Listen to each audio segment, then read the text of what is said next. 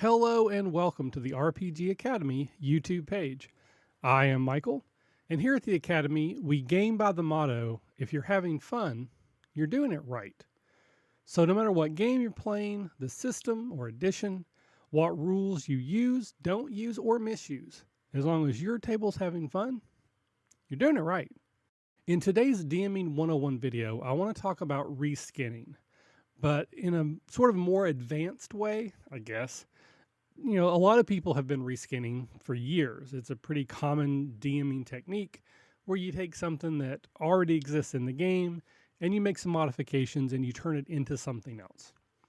But what I'm going to talk about is a case where I took a monster, specifically Storm Giant, and I turned it into an environmental challenge. Now, the idea here is that I wanted there to be this big, powerful, magically enhanced thunderstorm that was going to occur at the same time as the big climatic boss battle in one of the games I was running. So it was going to be something that both sides of the battle, the good guys, bad guys, PCs, NPCs, however you want to say it, that everyone was going to have the chance of being affected the same way by this storm.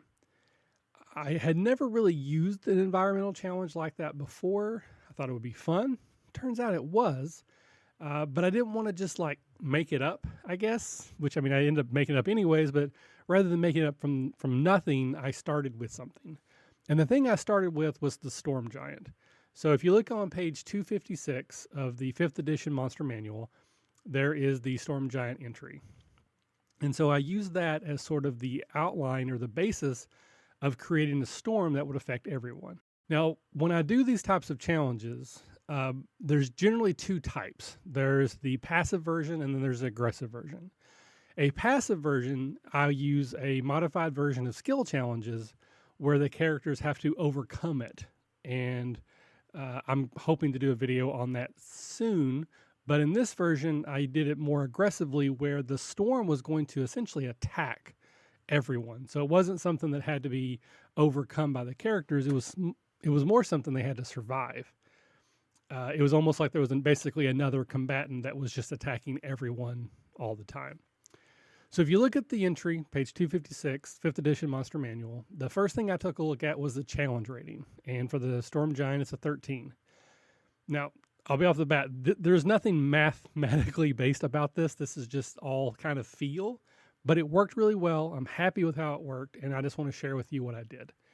So I took the challenge rating, which was 13, and I used that as the baseline for the DC. If the characters did anything or needed to defend against anything that would be like a skill check, skill challenge, save and throw, then 13 was going to be the DC, at least the basis of it.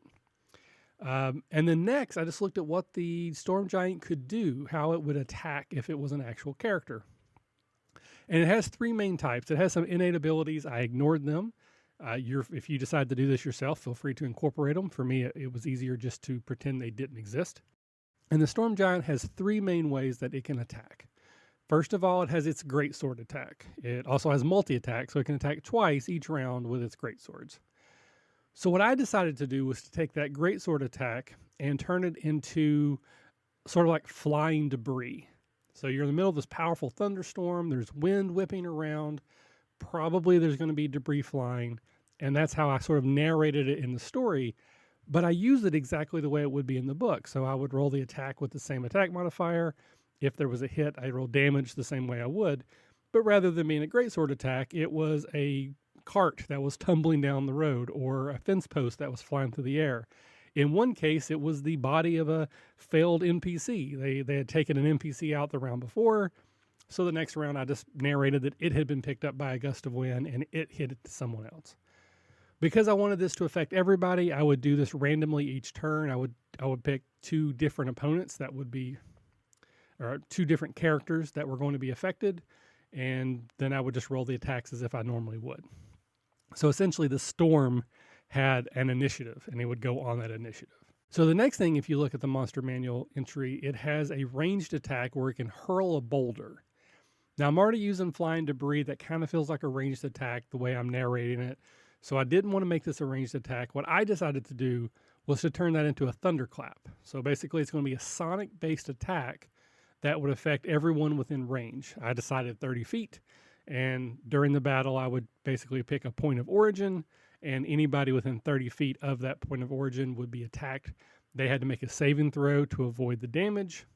We've already established earlier that DC 13 would be the DC because that's what the challenge rating was. So there you go. DC 13 sonic attack, same damage as in the book for the ranged attack, pass the save for half damage. And then the last thing was just a lightning attack. Storm Giants already have a lightning attack, so that wasn't really too hard to modify. One of the big differences, or I should say one of the differences, is the Storm Giant has a lightning attack that has a recharge ability on a 5 or a 6. So just in case you don't know what that means, whenever you as the DM decide that they're going to use a lightning attack, you also roll a d6, and if you get a 5 or a 6, then that power recharges and you can use it again next turn. If you don't roll a 5 or a 6, then you don't have that ability next turn. You would roll the d6 again. If you get a 5 or 6, then it does come back.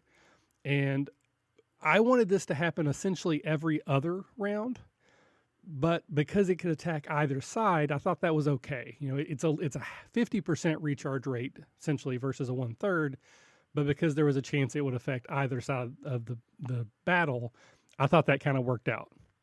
I have to say, this worked in my mind brilliantly. I was so very happy with how this worked at the table, how it felt, how it changed sort of the atmosphere of this battle, which was already going to be a climatic boss battle anyways.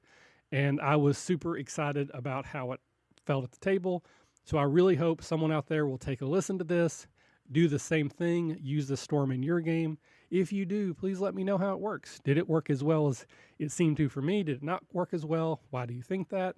And more importantly, the main reason I wanted to share this idea or technique, whatever you want to call it, is I want other people to do the same thing in other ways. Take something that exists in the game and turn it into something else. It doesn't have to be a monster to a monster. It can be a monster to a thunderstorm. It could be a desert. It could be a volcano erupting. It could be an ice storm. I've turned monsters into traps. So I hope anyone who's listening who has not yet started doing this will be inspired and will do this yourself, and please let me know how it goes. So that's it. DMing 101, reskinning a storm giant into a thunderstorm. Hopefully this has been helpful. If it has, please consider subscribing to the channel, coming back for other videos like this, as well as other things that we do here at the Academy. And until next time, this has been Michael. And remember, if you're having fun, you're doing it right.